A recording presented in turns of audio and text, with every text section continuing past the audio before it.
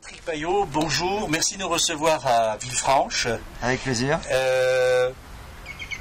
En regardant votre parcours, on voit que vous avez une grande constance, en tout cas une grande fidélité au club que vous avez connu. Vous avez 44 ans, c'est ça ? 54 malheureusement. 54 ? Eh oui. 54 ans. 54 ans, vous avez une carrière sportive qui est quand même chargée. Vous avez une carrière d'entraîneur aussi qui commence à être importante.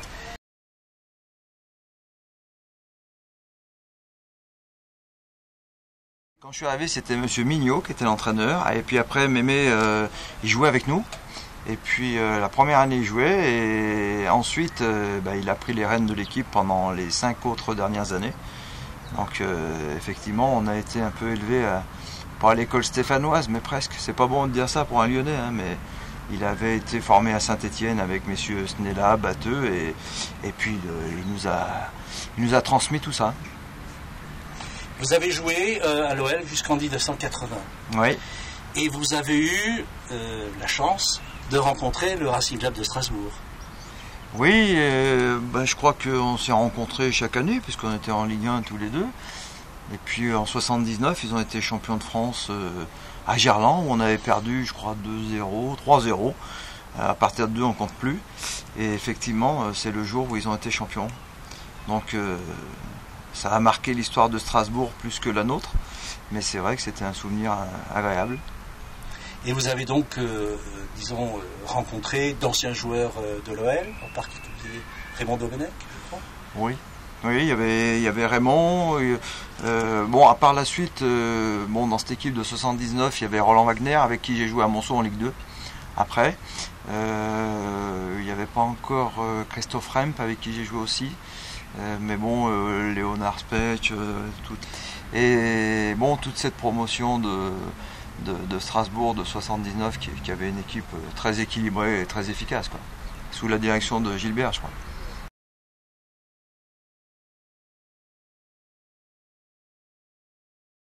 C'était un match particulier, il y avait beaucoup de monde au stade parce que tout le monde savait que Strasbourg pouvait être champion de France et ils avaient fait une saison magnifique et on avait beaucoup souffert. D'ailleurs, si on a perdu 3-0, c'est pas par hasard, et on avait subi tout le match et logiquement ils avaient réussi à remporter cette partie parce qu'ils étaient plus forts que nous, quoi. Il n'y avait pas photo, hein.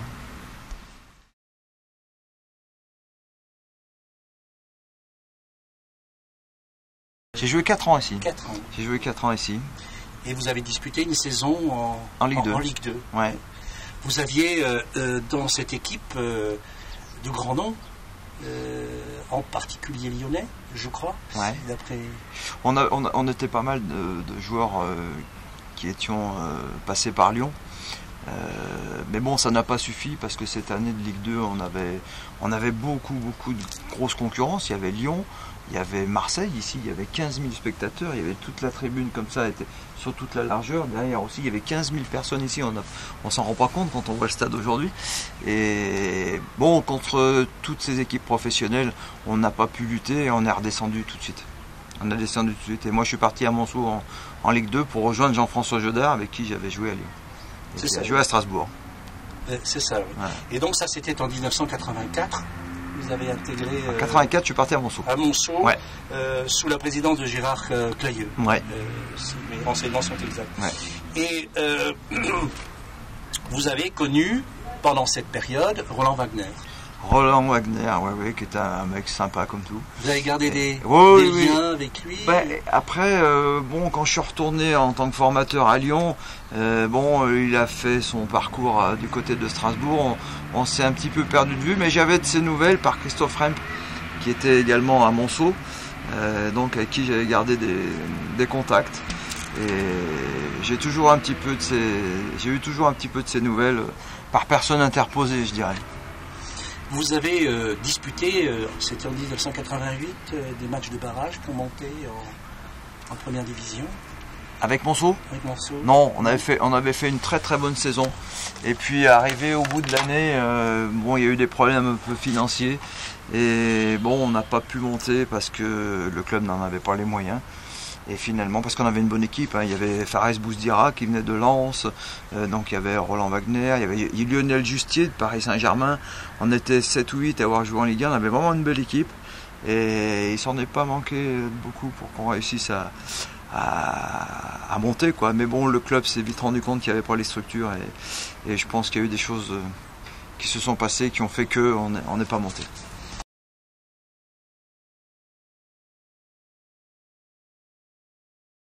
Il y avait un ancien joueur d'ici, Michel Berger, qui avait été à Lyon également, qui était la doublure de Fleury Dinalo à Lyon. C'est un excellent joueur, mais derrière Dinalo, c'était pas facile de jouer.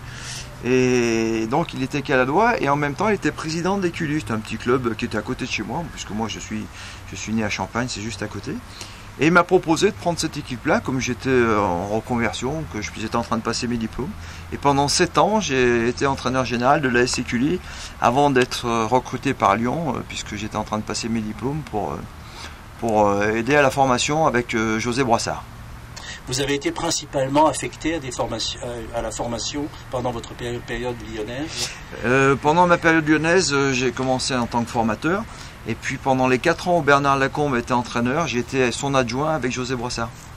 Donc j'ai été adjoint des pros pendant 4 ans et puis pendant 12 ans, donc j'ai fait de la formation.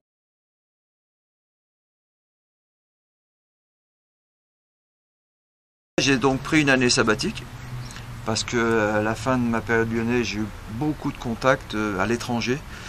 Et moi, comme je suis d'ici, je suis de Lyon, donc je voulais pas partir. Et donc bon, je me suis dit je vais attendre, voir s'il y a quelque chose qui se décante. Puis bon, j'étais prêt à prendre ma retraite en fait. Et puis l'année dernière, j'ai été contacté pour revenir ici et très rapidement j'ai donné mon accord parce que le challenge était intéressant, le niveau de CFA me va bien et puis ça me permet de rester chez moi. Donc c'est parfait. Vous avez supervisé cette équipe de Villefranche avant d'envisager les pistes de recrutement. Vous avez analysé la situation. Disons que l'année dernière, en ne faisant rien, j'allais voir tous les matchs de CFA de la région. Donc il y avait Villefranche, il y avait Chasselet, il y avait la Duchère, il y avait les Minguettes en CFA2, Saint-Priest en CFA2. Donc tous les week-ends, j'allais voir 1 ou 2 matchs. Donc j'étais venu ici et j'avais vu cette équipe de Villefranche au moins 6 ou 7 fois. Donc je savais à quoi elle ressemblait, j'avais vu les qualités qu'elle avait, les défauts qu'elle avait, donc je connaissais bien cette équipe. On a fait 2 journées de détection, c'était très rapide. Et puis sur ces 2 journées de détection, on a pris 9 joueurs.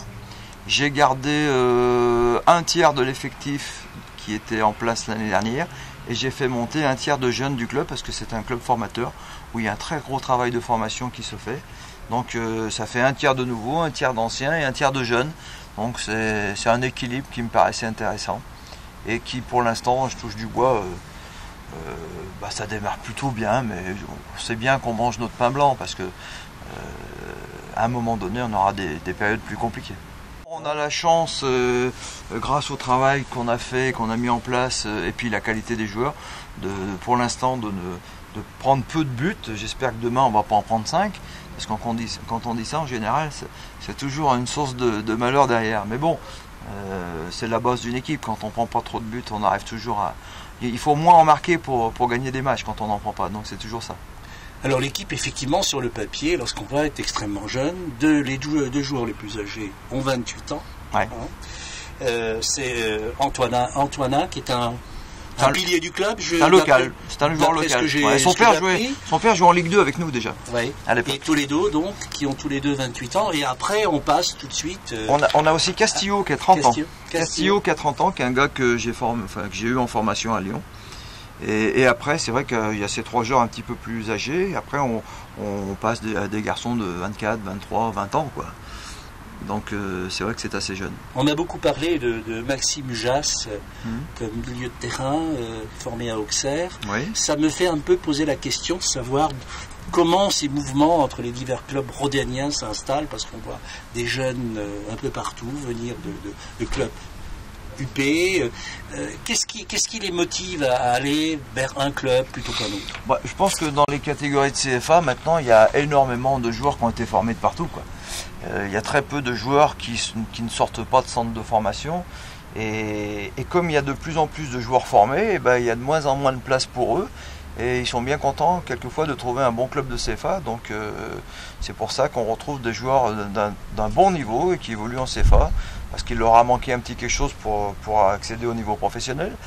Mais quelques joueurs aussi arrivent sur le tard, donc ils arrivent à faire de bonnes prestations, de bonnes performances à 25-26 ans, alors qu'on leur a demandé d'être bons à 20 ans. Et c'est pas toujours facile pour un joueur de 20 ans de pouvoir évoluer en Ligue 1 après sa formation.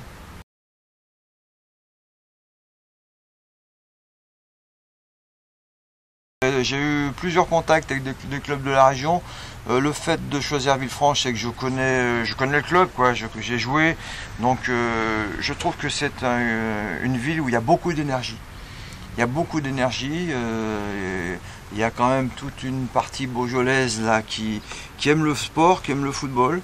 Et je pense qu'il y a des choses à faire ici. Après, bon, ça se joue pas à grand chose. Il faut toujours qu'il y ait une municipalité qui soit un peu axée football.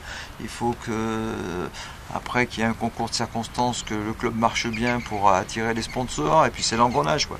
Mais donc le fait qu'il y ait aussi une bonne formation avec, je dirais, une certaine expérience et un certain savoir-faire dans ce club-là, bon, ça m'a convaincu. Il y a beaucoup de clubs dans la région rhodanienne. Comment s'établit, je vais dire, les relations entre ces divers clubs? Est-ce que ça se limite à des derbys purement sportifs? Est-ce qu'il y a des rivalités? Il y a Chasselet, qui est à une quinzaine de kilomètres d'ici, où c'est le père à Ludo Julie qui est là depuis des décennies, qui fait un petit peu marcher tout ça avec d'autres anciens. Donc on se connaît très bien. Donc les relations sont très conviviales.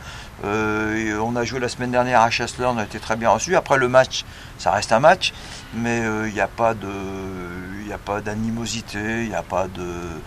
bon, on a même une sorte de pacte avec le président, qu'on n'essaye pas de se piquer les joueurs comme ça entre nous. S'il y a des joueurs qui nous intéressent, on a un dialogue, voilà quoi. Donc il y a un code de bon sens un petit peu entre les clubs régionaux. Voilà, il y a une éthique, et puis on a tout intérêt à bien s'entendre, hein, quand on est du même coin, parce que sinon c'est la guerre et on n'est pas là pour ça. À ce niveau-là, on est là pour se faire plaisir. Mais demain, vous rencontrez un club qui n'est pas de votre coin. Oui. Comment vous avez suivi un peu ce qui s'est passé au Racing Club de Strasbourg? Oh, vous voulez dire sur les dernières années? Oui. Oh ben, tous ces grands clubs de renom qui ont malheureusement des déboires pour X ou Y raison, c'est toujours un petit peu triste, hein, parce que quand on voit le beau stade qu'il y a là-bas, et puis l'engouement qu'il peut y avoir là-bas, nous de loin, on en parle quelquefois avec les anciens, ce coin de Strasbourg, c'est un petit peu comme à Marseille. Il se passe toujours quelque chose. C'est un état d'esprit un peu spécial. Les Alsaciens ont une identité qui est très forte. C'est très bien quelque part, et puis quelquefois on a l'impression que quand ça va mal, ben ça explose, un peu comme dans le sud. Donc nous, c'est ce qu'on ressent quand on est loin de tout ça. Ça peut très bien marcher s'il y a une bonne dynamique, mais il faut qu'il y ait une poigne comme il y avait avec Gilbert Grèce pour que ça fonctionne bien, quoi. C'est vraiment ce qu'on ressent. Mais bon, de toute évidence, c'est un club qui va repartir, qui va remonter, qui va se restructurer et qui dans les 5-6 années à venir sera encore dans l'élite, parce qu'il y a tout pour ça, quoi. Que craignez-vous demain contre le Racing Club de Strasbourg? Est-ce que vous avez, disons, quelques joueurs que vous craignez davantage que d'autres? On a toujours beaucoup de respect pour les adversaires. Après, ce qu'un club amateur peut craindre contre un club de renom, c'est parfois un petit coup de sifflet ou deux malheureux, si vous voyez ce que je veux dire. Mais le reste, sur le plan sportif, qu'est-ce qu'on a à perdre, nous? On a tout à gagner. S'il y a un club qui a à perdre quelque chose, c'est peut-être le club qui veut monter tout de suite ou le plus vite possible. Nous, on va essayer de se maintenir, on est sur une dynamique sympa, on va essayer de faire plaisir à nos spectateurs, à nos supporters, on va essayer de poser le plus de problèmes possible à cet adversaire, et puis après on verra, mais on craint pas grand-chose, hein. On n'a rien à perdre, nous. On a beaucoup de respect, mais voilà. Ben merci, et bon match demain. Eh ben, je vous remercie, à vous aussi.